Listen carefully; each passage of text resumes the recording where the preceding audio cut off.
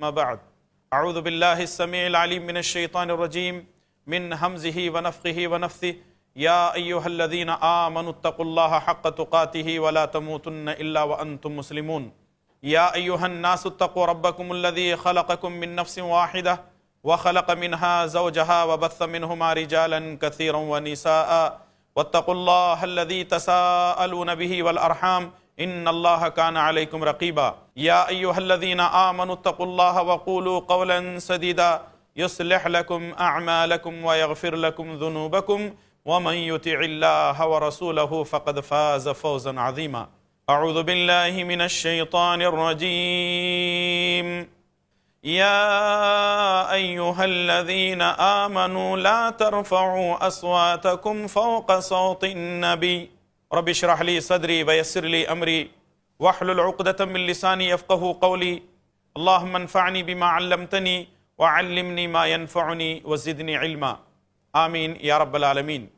تمام قسم کی تعریفیں اسی اللہ رب ذوالجلال والاکرام کے لیے لائق و زیبا ہیں جو ساری کائنات کا خالق، مالک اور مدبر ہے۔ درود و سلام ہو تمام نبیوں پر، خصوصاً میرے اور آپ کے پیارے نبی جناب محمد الرسول اللہ صلی اللہ علیہ وسلم پر۔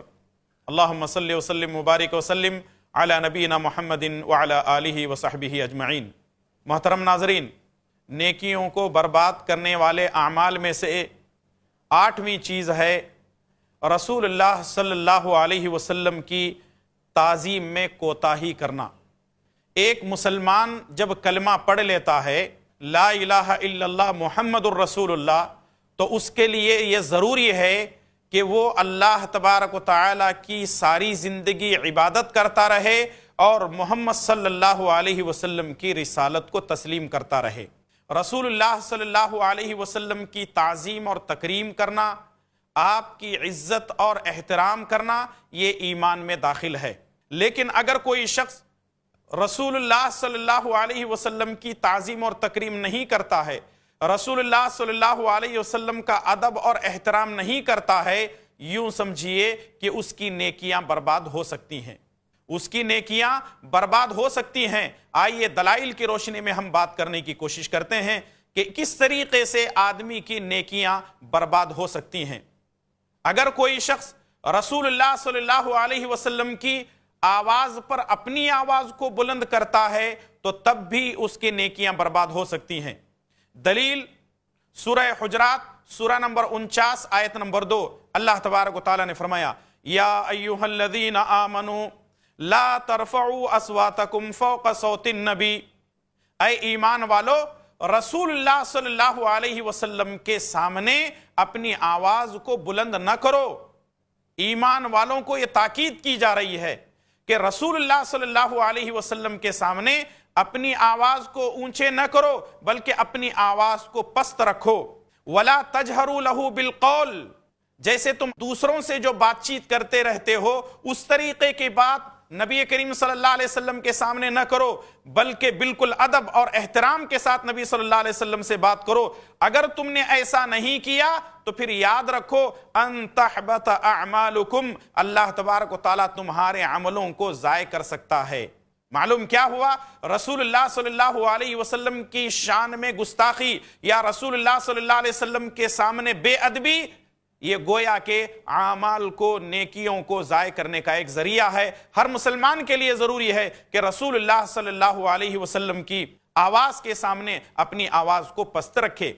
یہاں ایک بات ہمیں یہ معلوم ہوئی کہ جب رسول اللہ صلی اللہ علیہ وسلم کے سامنے ہم اپنی آواز بلند نہیں کر سکتے، اب تو رسول اللہ صلی اللہ علیہ وسلم نہیں ہے، تو ایسی حالت میں یہاں یہ بات جان لینی چاہیے، وہ یہ ہے رسول اللہ صلی اللہ علیہ وسلم تو نہیں ہیں لیکن آپ صلی اللہ علیہ وسلم کے ارشادات مبارکہ ہمارے پاس موجود ہیں، احادیث کی شکل میں ہیں، آپ کی سنتیں ہمارے سامنے موجود ہیں۔ تو رسول اللہ صلی اللہ علیہ وسلم کے قول اور فعل کے سامنے، آپ کی سنتوں کے سامنے، آپ کی حدیث کے سامنے کسی فقیہ کا کوئی قول، کسی امام کی کوئی بات نہیں چل سکتی۔ اور اگر ہم رسول اللہ صلی اللہ علیہ وسلم کی سنت کے سامنے کسی امام کی، کسی فقیہ کی، کسی عالم کی، کسی علامہ کی، کسی مفتی کی بات پیش کرتے ہیں تو یوں سمجھیے کہ گویا کہ ہم رسول اللہ صلی اللہ علیہ وسلم کی شان میں گستاخی کر رہے ہیں، رسول اللہ صلی اللہ علیہ وسلم کی بات کا احترام نہیں کر رہے ہیں، اور یہ بھی بے ادبی شمار ہوگی۔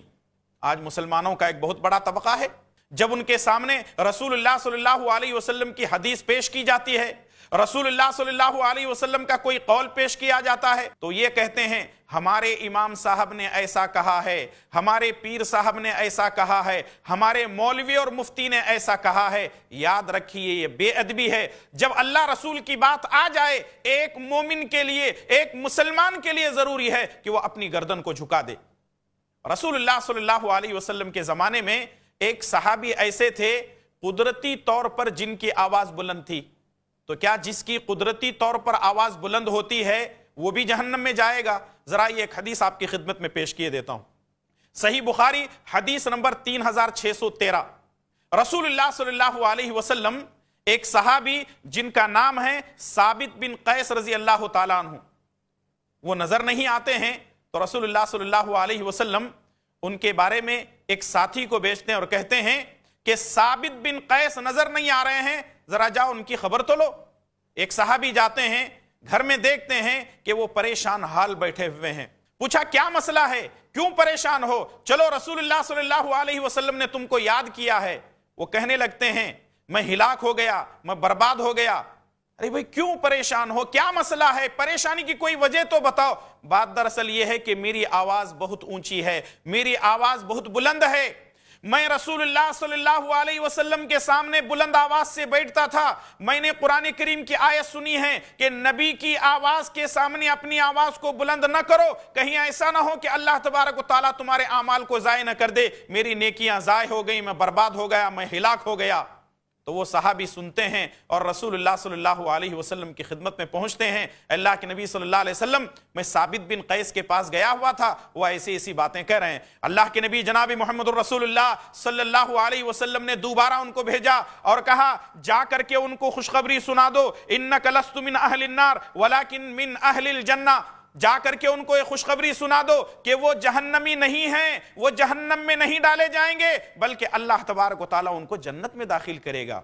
قدرتی طور پر ان کی آواز بلند تھی، جس کی وجہ سے کبھی کبھی رسول اللہ صلی اللہ علیہ وسلم کے سامنے وہ بیٹھتے بات چیت کرتے تو ان کی آواز بلند ہو جاتی تھی۔ انہوں نے یہ سمجھ لیا کہ میرے اعمال اکارت ہو چکے ہیں، میری نیکیاں ضائع ہوتی جا رہی ہیں، اب میں پھر نبی کے دربار میں جاؤں گا، پھر میں بات چیت کروں گا، کہیں ایسا نہ ہو کہ میری نیکیاں ساری کی ساری برباد نہ ہو جائیں۔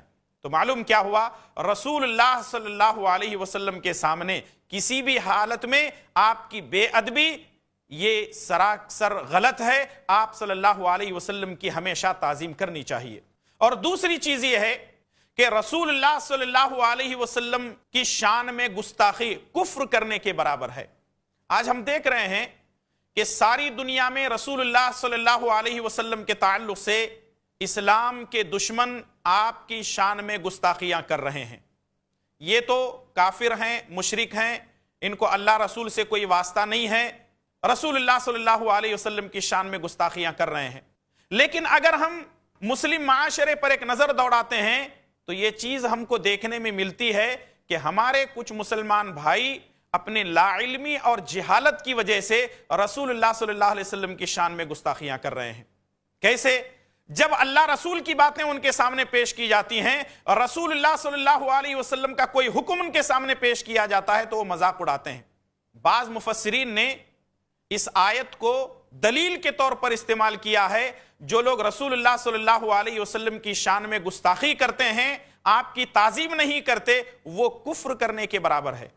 سورہ توبہ سورہ نمبر 9 آیت نمبر 65 اور 66 کے اندر اللہ تبارک و تعالیٰ نے ارشاد فرمایا وَلَئِن سَأَلْتَهُمْ لَيَقُولُنَّ إِنَّمَا كُنَّا نَخُوضُ وَنَلْعَبُ وَلَئِن سَأَلْتَهُمْ لَيَقُولُنَّ إِنَّمَا كُنَّا نَخُوضُ وَنَلْعَبُ قُلْ أَبِاللَّهِ وَآيَاتِهِ وَرَسُولِهِ كُنْتُمْ تَسْتَهْزِئُونَ۔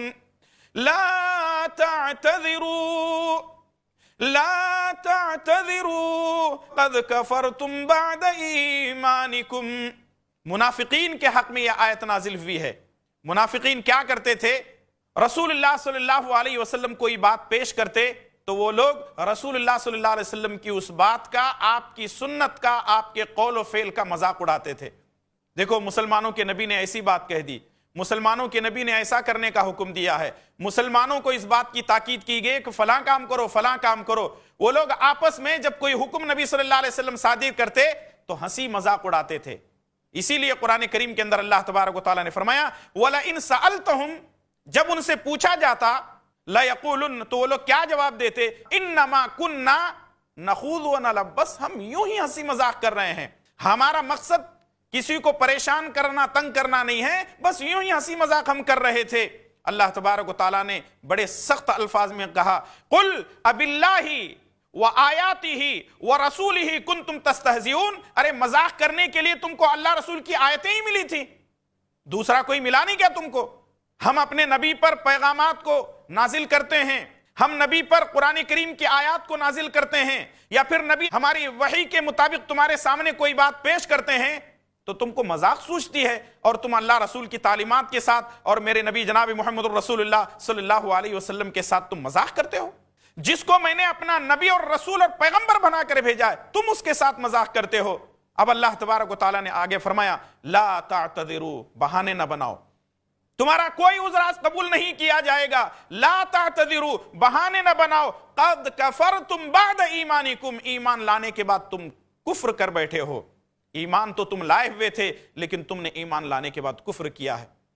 اس آیت سے بعض مفسرین اکرام نے یہ دلیل لی ہے کہ رسول اللہ صلی اللہ علیہ وسلم کی شان میں گستاخی کرنا، رسول اللہ صلی اللہ علیہ وسلم کی تعلیمات کا مذاق اڑانا، وہ نیکیوں کو برباد کرنے والے اعمال میں سے ہے. اس لیے ہر مسلمان کے لیے ضروری ہے کہ وہ رسول اللہ صلی اللہ علیہ وسلم کی شان میں گستاخی نہ کرے، بلکہ رسول اللہ صلی اللہ علیہ وسلم کی بات پر اپنی زندگی گزارے. وہ بات یہ نہ کہے کہ یہ چھوٹی بات ہے، یہ بڑی بات ہے. کچھ لوگ یہ کہتے ہیں ارے اس کو چھوڑ دیے، چھوٹی سنت ہے، یہ بڑی سنت ہے. نہیں، نبی کی ہر بات بڑی ہوتی ہے. اس لیے اپنی نیکیوں کے اکارت ہونے اور ضائع ہونے سے اپنے آپ کو بچائی.